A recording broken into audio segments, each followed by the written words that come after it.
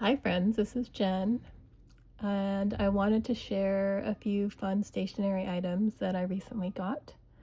Um, the first one is this A5 plotter that my friend Trish picked up for me in Japan at the new plotter store. And I'm going to be trying it out as my 2026 planner. So I've got the Hobonichi Tsuki stickers for the index tabs, and I have them set up for each of these months so that I can easily find and flip to that month. And then I recently ordered from Van Ness these Midori index clips, and I'm trying the small size, but I think I'm also going to try the mediums because the small is pretty tiny. So these I'm using to mark where the month weekly pages begin for each month. So for example, I've got one for January here, so that's where January begins, and then one for February, and it begins down here, and one for March, which also begins down at the bottom there. But yeah, that's my setup for 2026 that I'm going to try. I've got the monthly pages followed by 3 months of the weekly pages, which I'll then switch out as each month passes. At least that's the idea, and we'll see what happens next year.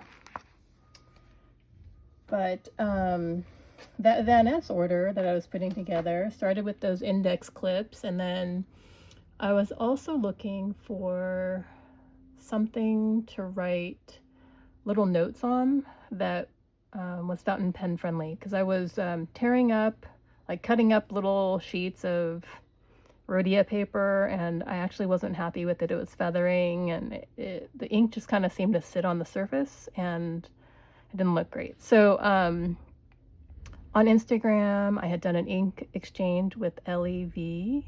She goes by for Future Ellie. And I think she was using these notes from Midori. And I noticed that she used a shimmer ink. It did great. There's no feathering, no bleed through, none of that. And so I was looking for these, and I found them for a great price at Van Ness. And so I got those, but of course I needed to meet my free shipping minimum.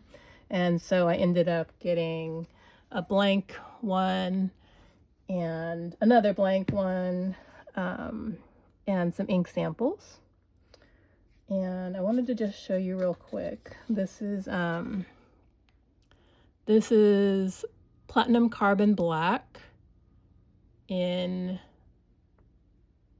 a fine preppy. So the O2 preppy, and there's no feathering and no bleeding, and it really doesn't ghost that much either, except for when you put it up against the light like that. But yeah, this is great. So I think this is going to be perfect. I wanted little notes to be able to write to people when I send off things that I'm selling, or just like ink swaps, or little notes around the house to my son or my husband. So I think these are going to be perfect, and I'm really excited to use them. And then, I still didn't meet the $65 shipping minimum, so I added some ink, of course. Added these cartridges for Diatramentis Document Black, and I'm looking forward to trying those. I think they are Helen from the Coffee Monsters Co.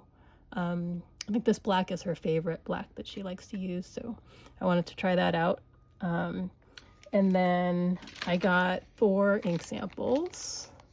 Some of them are upside down, but I got Detrimentus Document, green gray, and then I got 3 Ackerman inks, which Hauptschulbrunn, Koningin Blau, and Vorholt Violet. And I probably totally butchered those, but you know what? I tried. So, I tested those inks and thought you'd be interested to see how they turned out. So the brown's a little drier than the other colors. It's a very kind of like a toffee kind of brown. It's really lovely, but it is a little bit dry, at least on the dip pen nibs. And then both this blue and purple, they both did great. And they're both also really beautiful.